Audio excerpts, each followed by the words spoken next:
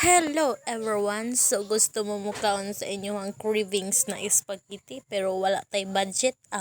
There na, tanawa ato ang video kay tudluan ta mo unsaon pagluto gamit ang pansit canton.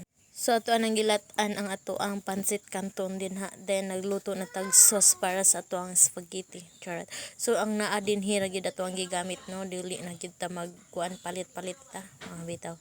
So ato ang ingredients ani lamas na sibawang ug saka ahos, then butangan na to og karne norte o ketchup, then gatas. Mao ra na siya guys. Ang importante lami ato ang giluto.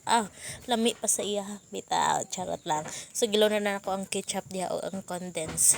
Then ato lang siyang i-mix diha, imikos-mikos ra to hantud mag bukal ang ato ang sauce. Then ato ang ilunod ang ato ang pansit canton diha. And that's it.